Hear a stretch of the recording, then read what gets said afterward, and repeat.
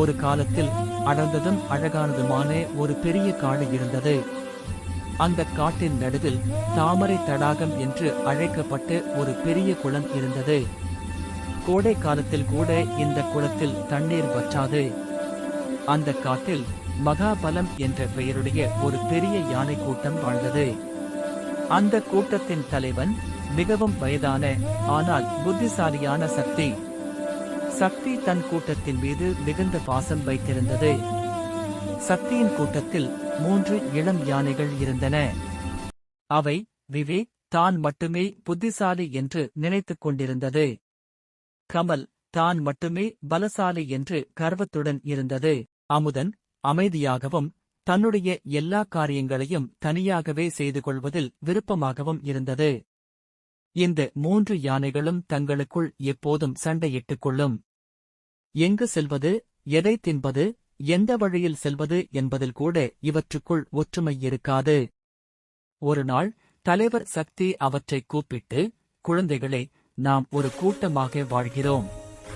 ஆனால் உங்களுக்குள் ஒற்றுமை இல்லை. இது ஆபத்தானது. நீங்கள் தனித்தனியாக இருந்தால் நம்முடைய பலம் குறைந்துவிடும் என்று அறிவுரை கூறியது. விவேக் சொன்னது, தலைவரே, என்னைப் போல புத்திசாலி வேறு யாரும் இல்லை. நான் தனியாகவே என் பாதையை உருவாக்கிக் கொள்வேன். கமல் கர்வத்துடன் கூறியது, என்னுடைய பலம் மலை போன்றது. யாரோடும் கூட்டு சேர எனக்கு தேவையில்லை. அமுதன் அமைதியாக, நான் யாருக்கும் தொந்தரவு கொடுக்க மாட்டேன், என் வேலைகளை நானே முடித்துக் கொள்வேன்.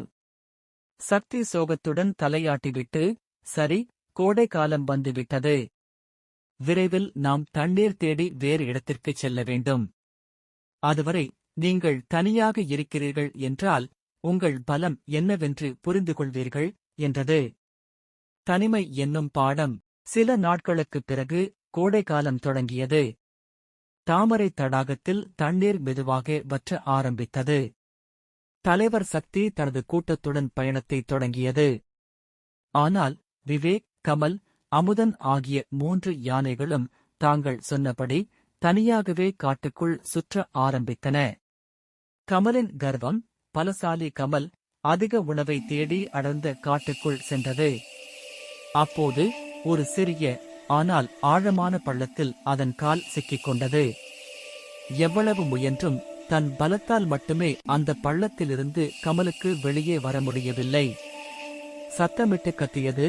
ஆனால் அந்த குரல் அருகில் இருந்த கூட்டத்தின் காதுக்கு எட்டவில்லை. கமலின் கர்வம் இப்போது பயமாக மாறியது. விவேக்கின் குழப்பம். புத்திசாலி விவேக் தான் கண்டுபிடித்து புதிய வழியில் சென்றது. ஆனால் அது முழுக்க முட்களும் சிக்கலான கொடிகளும் நிறைந்த ஒரு குறுகிய பாதை. பாதை முழுவதும் முட்களால் குத்துப்பட்டு காலில் இரத்தம் வர ஆரம்பித்தது. தன் புத்திசாலித்தனத்தால் இந்த சிக்கலை தீர்க்க முடியவில்லை. தனியாக இருந்ததால் அருகில் இருந்து ஒரு செடியின் இலைகளால் கூட காயத்தை கட்டிக்கொள்ளத் துணையில்லை. அது மிகவும் குழப்பமடைந்தது. அமுதனின் தனிமை. அமுதன் யாரையும் நாடாமல் ஒரு சிறிய புதரில் இளைப்பாறிக் கொண்டிருந்தது. அப்போது அந்த காட்டுக்கு வேட்டையாட வந்த ஒரு மனிதன் தனியாக இருந்த அமுதனின் மீது வலையைப் போட தயாரானான். அமுதனுக்கு என்ன செய்வதென்று தெரியவில்லை. உதவிக்கு யாரை அழைப்பது? தனியாக இருந்ததால் அதன் மனதில் பெரும் அச்சம் எழுந்தது. ஒற்றுமையின் சக்தி. வேட்டையாடும் மனிதனின் நடமாட்டத்தைக் கண்ட தலைவர் சக்தி தன் கூட்டத்தை வேகமாக அழைத்துக் கொண்டு அந்த பகுதிக்கு வந்தது. விவேக் மற்றும் கமலின் சத்தமும் சற்று தொலைவில் கேட்டது. தலைவர் சக்தி உடனே தான் உடன் அழைத்து வந்த யானைகளிடம், வேட்டையாடும் மனிதனைச் சுற்றி வளைத்து அமுதனுக்கு பாதுகாப்பு கொடுங்கள். மற்றவர்கள் விவேக், கமல் இருக்கும் இடத்திற்குச் சென்று அவர்களை மீட்டு வாருங்கள் என்று கட்டளையிட்டது. யானைக் கூட்டம் ஒன்றிணைந்து செயல்பட்டது. ஒரே நேரத்தில் பல யானைகள் வேட்டையாடும் மனிதனை நோக்கி பிடிறியதால் பயந்து போன அந்த மனிதன் தப்பி ஓடினான். அமுதன் பாதுகாக்கப்பட்டது. பிறகு பல யானைகள் சேர்ந்து கமல் சிக்கியிருந்த பள்ளத்தைச் சுற்றிலும் தங்கள் துதிக்கையால் மண்ணை அப்புறப்படுத்தின. பள்ளத்தின் ஒரு பக்கத்தை சமன் செய்து கமலை மெதுவாக மேலே இழுத்தன. இறுதியாக விவேக்கை கண்டபோது கூட்டத்திலிருந்த யானைகள் அதன் கால்களிலிருந்து முட்களை மென்மையாக அகற்றி ஆற்றிலிருந்து தண்ணீர் எடுத்து வந்து அதன் காயங்களை கழுவி பாதுகாப்பான இடத்திற்கு அழைத்துச் சென்றன.